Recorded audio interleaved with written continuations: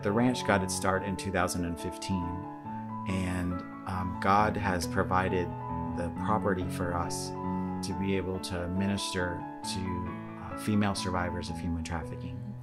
And our mission, restoring wholeness to female survivors of human trafficking and to weaken the sex trade through the power of Christ, happens in a lot of ways because of God moving in this place. Mm-hmm. And so whether that's through our family, and we have the operations home, and that's where we see ourselves, Jolene and I see ourselves as embedded missionaries here on the ranch, to be able to operate as a family, to allow them to really see us as people that are desiring to follow after Christ, to serve him and the kids can be an amazing vehicle for God to show grace and mercy and love.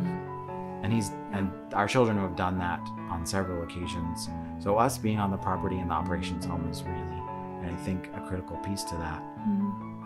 And there's also the physical location and things like the pond, things like that.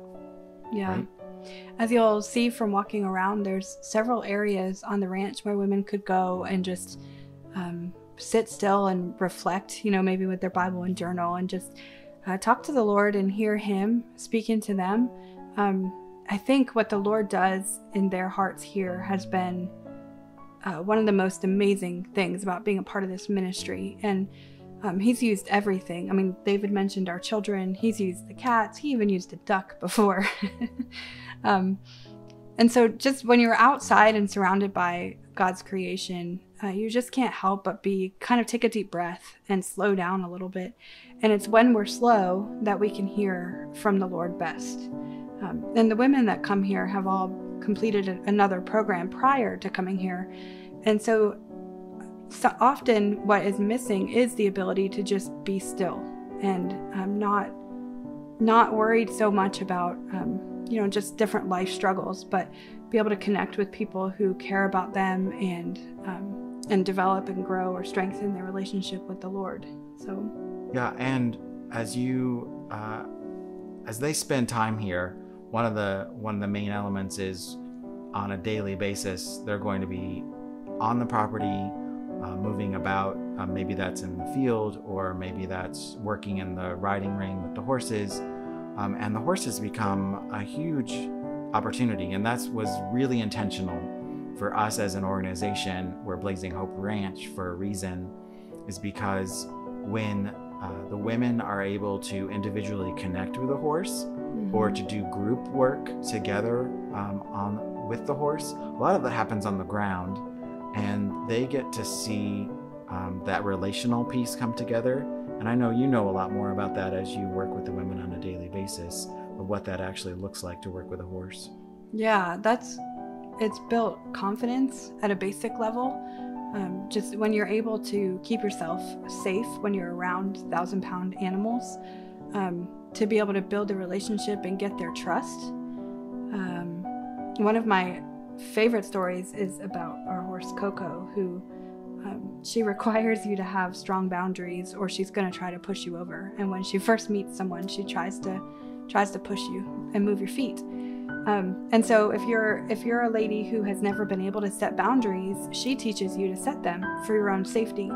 Or if you're a lady who is used to fighting to keep yourself safe, she's going to match your energy, and then it becomes an unsafe situation. So she really requires or demands calm assertiveness. And so one of the residents that had been here in the past specifically spoke to how when she went in with the horses, she had to calm herself and bring down her heart rate. And that then translated into when she went into public to an appointment or something like that, and was nervous, that she had to also bring down her heart rate and calm herself and set boundaries in a respectful way. So it's been really neat watching how the work with them and also directly with the horse has impacted the residents here.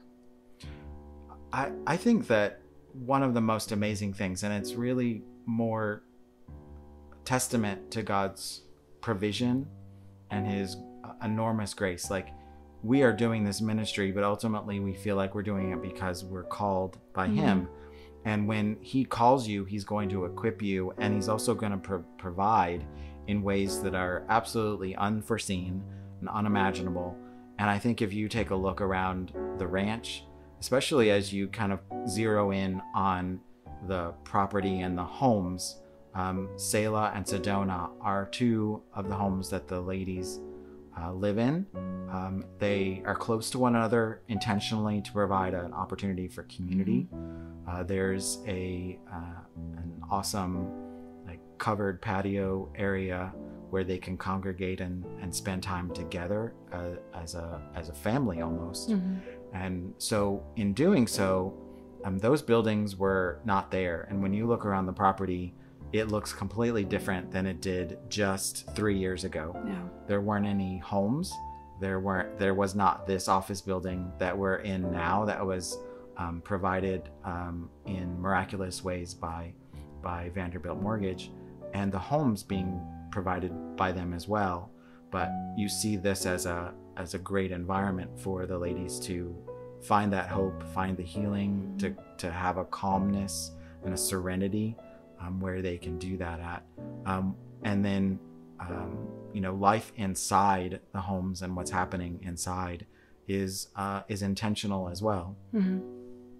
Yeah, every day we have a different focus.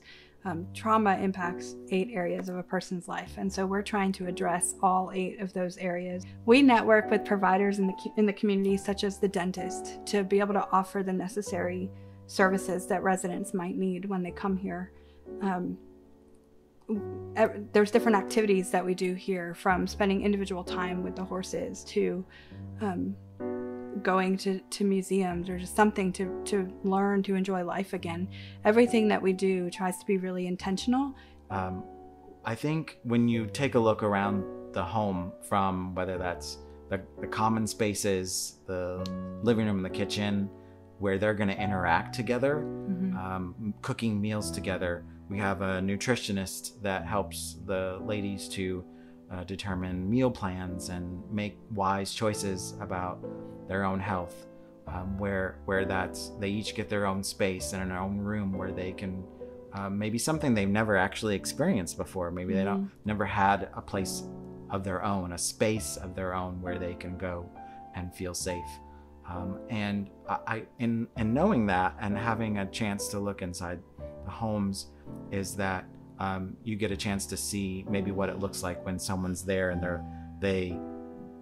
you feel the love in their room, where they spent time on sort of defining who they are. They get a chance to who am I? What color room would I like? What pictures on the walls. They make those choices, which is really awesome. And then some of the rooms you can see just start as sort of maybe a blank slate, where a woman is not in there yet. And what I want to point out with that is that we would love to fill every single one of those rooms and every single one of those beds being having a woman there where she is walking through that healing process. And right now, that's where you come in, and that's where we get to invite you into our environment. You get to see what's happening here, but also inviting you in to be part of making that happen.